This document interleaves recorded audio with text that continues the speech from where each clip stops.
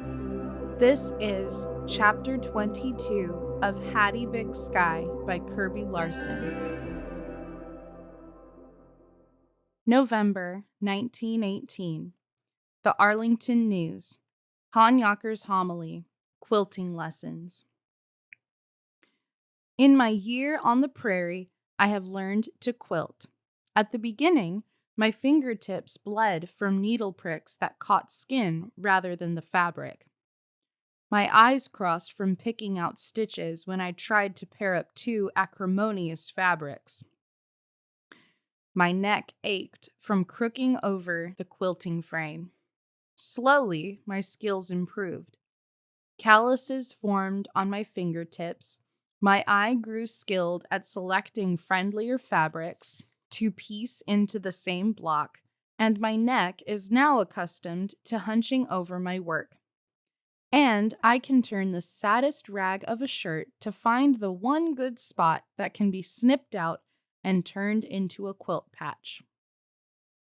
As much as I have improved, however, I have learned neither how to piece together a ledger book when the money isn't there, nor how to take a bitter loss and turn it this way or that to find a good side.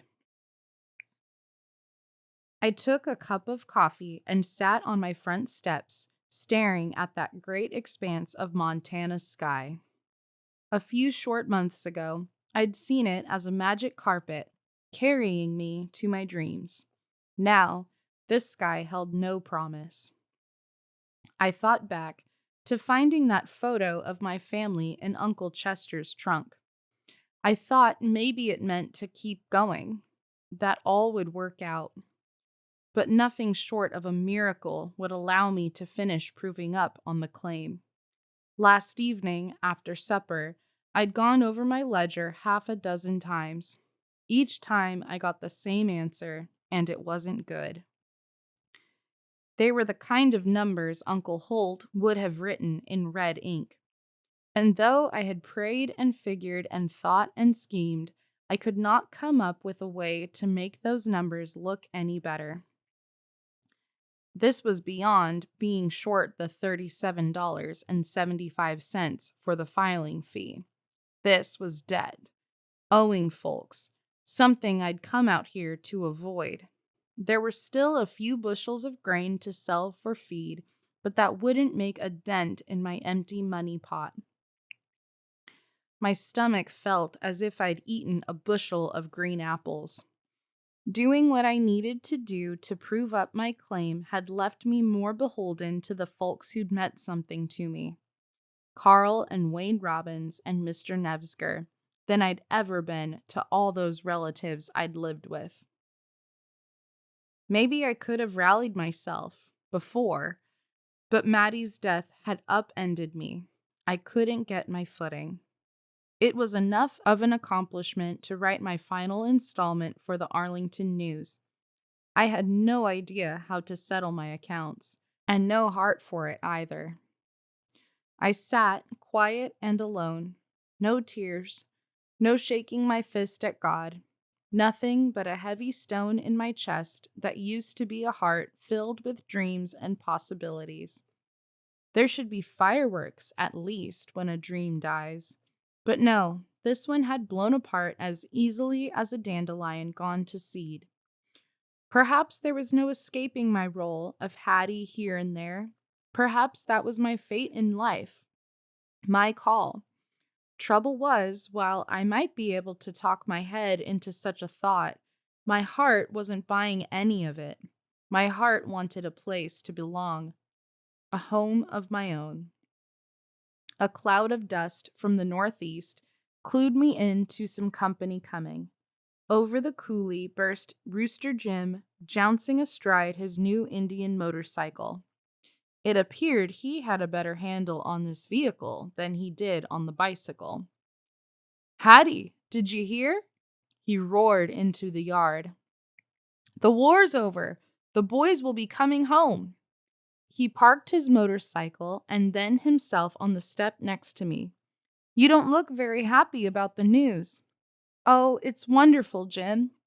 Charlie would be coming home, safe and sound. and all the Vita men I'd gotten to know.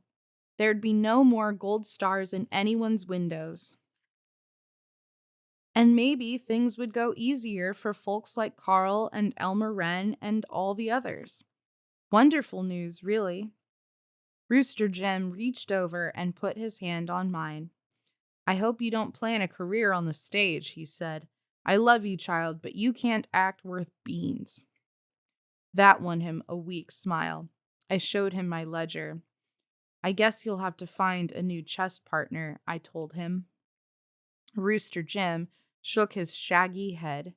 We sat in silence for a long time.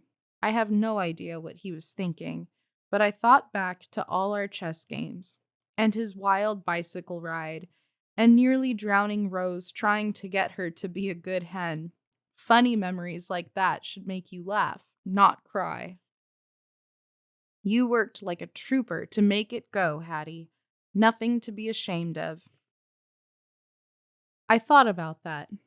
I wasn't ashamed, but I was heartbroken. I did give it a good shot, didn't I? I sniffled. That you did. Jim reached in his pocket for pipe and tobacco. He filled his pipe and lit it, puffing noisily. You know, my mama used to say the Lord works in mysterious ways. I held up my hand to stop him. That was Aunt Ivy's favorite saying, too. Well, letting me lose the claim is more than mysterious. It's downright mean. Now, I know my mama's still fussing about me up there.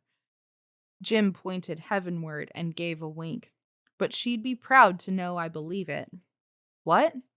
That things have a way of working themselves out, that there's reasons for our valleys and for our peaks. Well, I'm ready for a peak, and soon. I stood up and brushed off my skirt. Maybe you should trust in that Lord of yours. I suspect he's got a grand plan for someone like you. He pushed himself up, too, then moved toward his motorcycle. I felt bad to have been so short with him. He certainly had done his share to help me out. Jim, I'm so down. I didn't mean to drive you off. He laughed. Takes more than a cranky word to drive me away. I want to spread the good news about the armistice before it gets dark. He straddled the motorcycle and started it up. I watched his dust trail for a good long while. The past few months played through my mind. I shook my head at my own foolishness. I had been so determined to do everything on my own when I first arrived. Chase had had to rescue me from my own stupidity on my very first homestead day. There were so many people who'd helped me. I pressed my fingers against my lips to keep from crying. It sure seemed like this was where I belonged. There was Leafy with her blustery talk and gentle ways, and Jim. Of course, I couldn't even let myself think about Paralee and the children, and Maddie. I resumed my list. Grace at church, Bub Nevsker, Mr. Ebgerd. Oh, he had been my white knight that day with Traft. My white knight. He'd rescued me once before. Maybe he could help me again. He might know some way around this, something I could do. I freshened myself up, mounted Plug, and headed to Wolf Point. I launched into my story as soon as I burst in Mr. Ebgerd's door. Slow down, Hattie, he said, and sit down. I did both, then finished my thought. I was wondering. I had come up with this idea on my ride into Wolf Point. Could I reapply? Start over? I leaned forward. I have some debts to pay off first. Oh, Hattie. He pulled off his glasses and rubbed his eyes. I'd loan the money myself. I'm not asking that. I sat up straighter. Just a chance to start again. You know, like Chester did. He chewed on his mustache. I wish you could, but... He shuffled some papers on his desk. There's no such provision. The 3-year deadline is firm. My heart, which had been so full of hope on the whole long ride to town, slumped like a fallen layer cake. I had to try. I stood up. I do thank you, Mr. Ebgard, for everything. His mouth dipped down at the corners as if he might cry too. This is no comfort, I'm sure, but you aren't the only one. He rearranged the papers on his desk. Mabel and Elmer Wren, the Sabots, and his voice drifted off. It was a bad year. Nobody's fault. Next year we'll shake these hard times. Next year, I echoed. Who had told me some folks called this next year country? Well, next year wouldn't be better for me. Not here, anyway. I shook his hand and stepped outside. The November wind came up behind me and knocked me off balance, as if it was telling me to leave too. Miss Brooks? I turned. Could the day get any worse? Mr. Martin? Something in his face caught at me. The confidence was diminished. There was actually a softness behind those eyes. Of course. I am sorry about your mother, I said. Thank you. He smiled ruefully. She got her wish, didn't she? The war ended before I could fight. There didn't seem to be an appropriate response. I'm looking forward to being done with the Council of Defense, too, he said. Get back to being a rancher. That's what I know best. Being a rancher. It was an opening, and I was desperate enough to take it. Mr. Martin? I put my hand on his arm. Traft?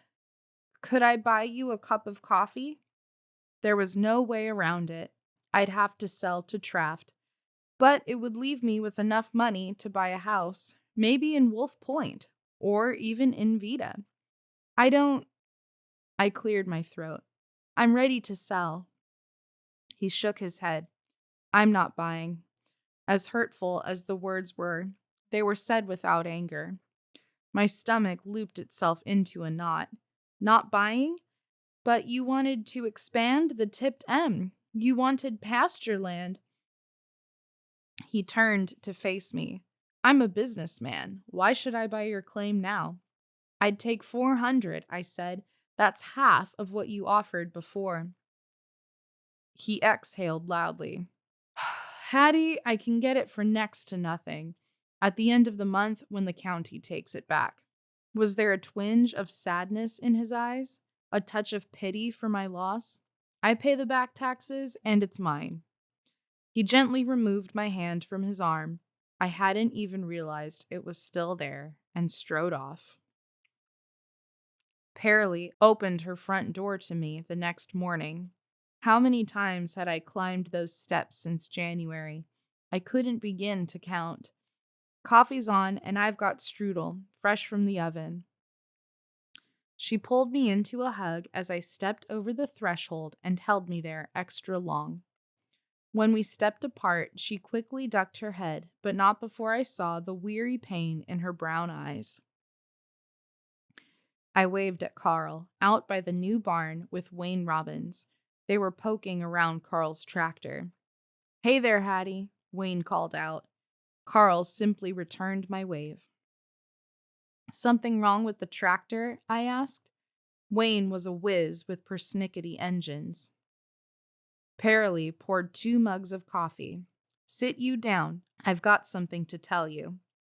Settled with a cup of Paralee's coffee and a slice of apple heaven on the plate in front of me, I nearly lost my nerve to tell her my story.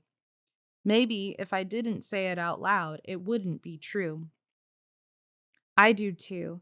I went into Wolf Point yesterday, I began. Saw Mr. Ebgard. And? Paralee's fork paused over her slice of strudel. My head bowed, and the tears I'd so fiercely held back in front of Traft fell fast and furious. I lifted my face to meet my good friends. I've lost it, Paralee. Uncle Chester's claim. I fumbled in my skirt pocket for a handkerchief to wipe my drippy nose. My claim. Oh, sugar. Paralee jumped up, skimmed around the table, and put her hand on my shoulder. I thought I'd have a home of my own, I blubbered. But now I've got nothing. You've got something better than any old claim shack. Paralee lifted my chin. You've got people who love you to pieces.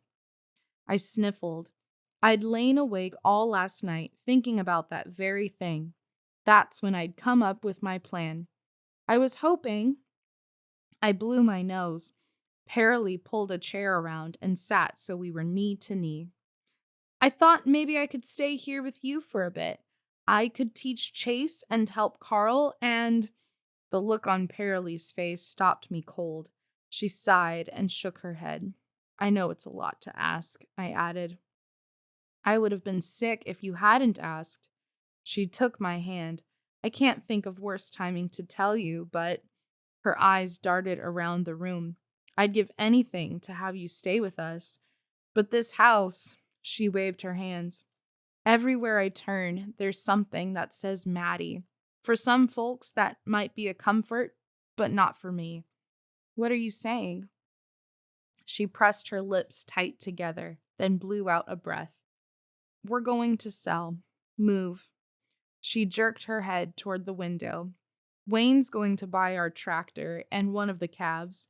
Carl's picking up an automobile in Wolf Point tomorrow. Brand new Dodge touring car. She gave a half smile. Anything that doesn't fit in, we'll sell at auction. I folded my hands across my chest, as if to keep my broken heart from falling clean out of my body. No! But even as she spoke the words, I knew this is what they should do. Had to do. It's for the best. Now, Paralee's face was wet with tears. Carl's cousin has a machine shop in Seattle. After Maddie, after everything, Carl wrote and asked if there were any jobs. His cousin wrote right back and told us to come. He's even found us a house to rent. You've known for a while? I asked. And you didn't even tell me?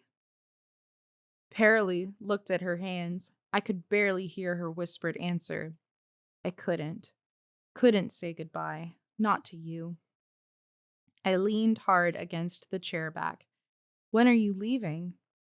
Lottie began to cry from the bedroom. Paralee rose to get her. Soon, she said. Real soon. She came back carrying Lottie. I held my arms out and took her, cuddling her close, breathing in the sweet baby smell of her. I've got to make this last, I said. Paralee stepped close and wrapped her arm around my waist. You are my sister of the heart, she said. Geography can't change that. I leaned into her. I know. But I would have given anything to change the geography separating Seattle from Montana. At the end of the week, Leafy badgered me into going into Wolf Point for the Armistice Day pageant. The whole town had turned out. One of the Ebgerd girls dressed up as Victory, a huge flag wrapped around her like a toga.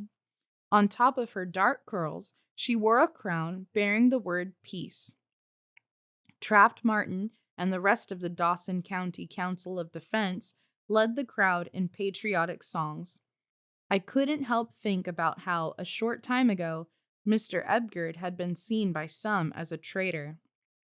But he had been successful in lobbying for federal aid for farmers so that they could buy spring seed.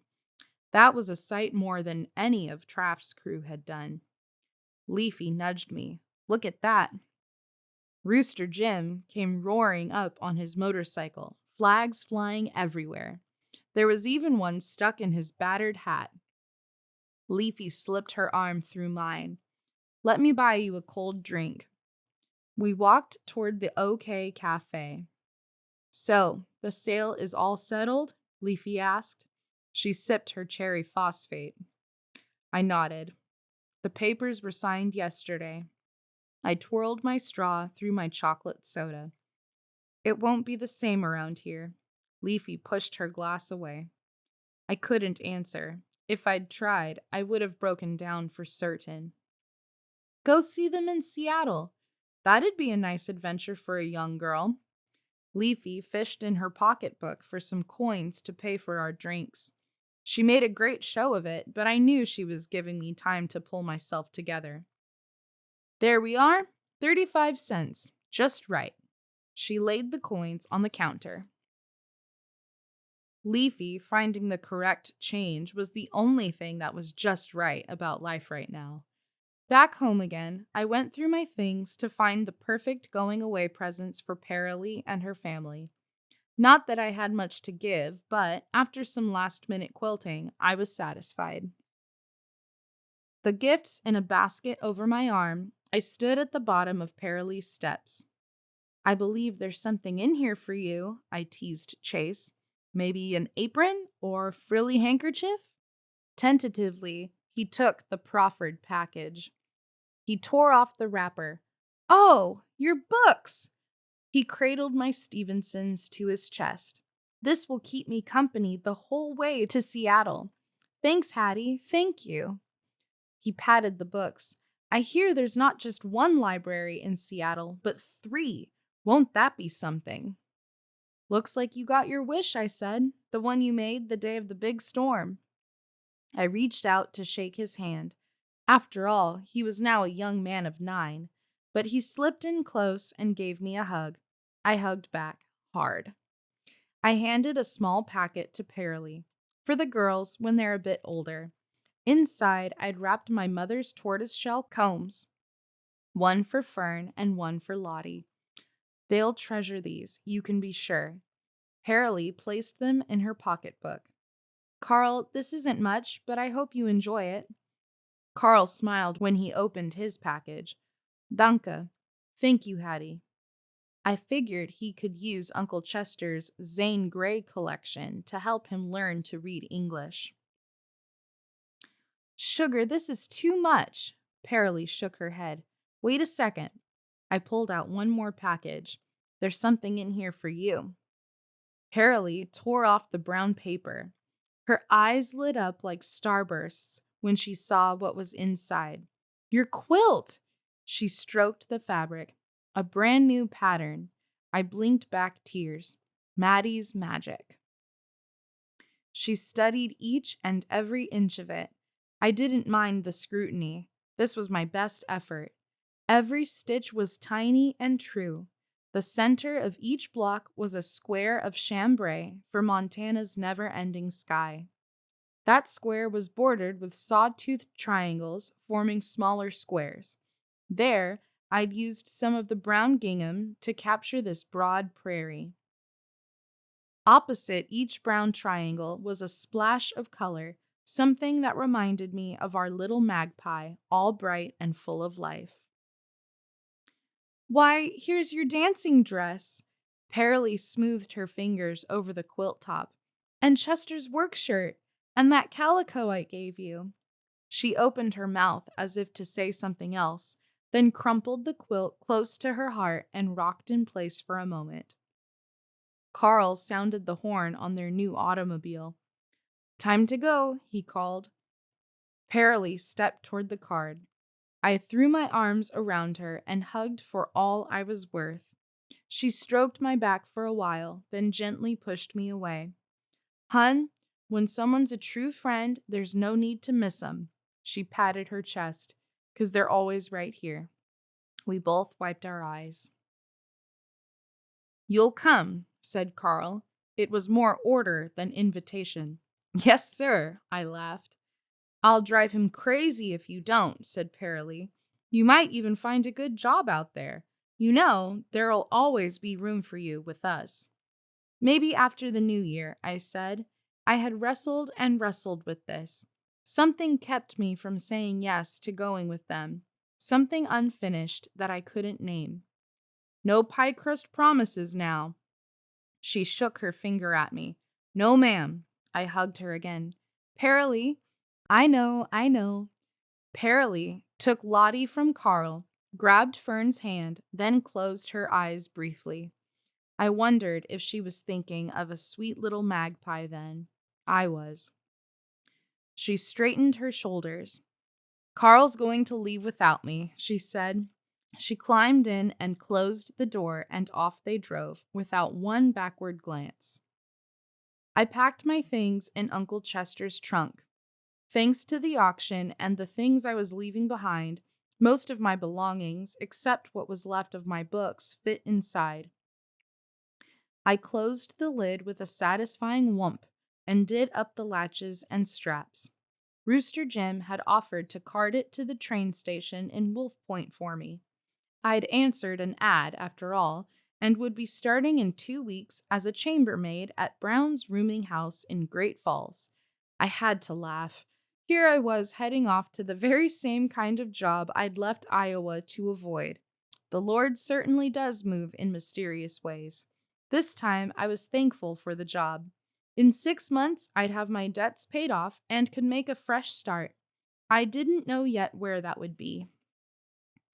Uncle Holt sent me money for the train fare. It's enough to come east again, he'd written, but I suspect your future is not here in Arlington. Use this to head as far west as you care to go. I am thankful the ocean will stop you from traveling too far from us. When Jim came for my trunk, he also brought my mail. There were 3 letters from Charlie. I read each one slowly. I didn't realize until I was finished with the last letter that I'd been holding my breath. Looks like I made it. There are far too many that weren't so lucky. I ship out in a few weeks. Uncle Sam's been good enough to let me save up a few bucks. Thought I might come see what's so great about that sky you're always bragging on. Write me in care of Mother's to let me know if you are up for a visitor. Your Charlie. P.S. Mildred Powell got herself engaged to Frank Little. Mother hesitated to write me of it for fear a broken heart might lead me to some frontline heroics. I don't know why everyone thought I was sweet on her. Anyone with 2 eyes could tell I was sweet on a southpaw pitcher with big dreams. Is she sweet on me? I picked up a pen to answer Charlie's letter.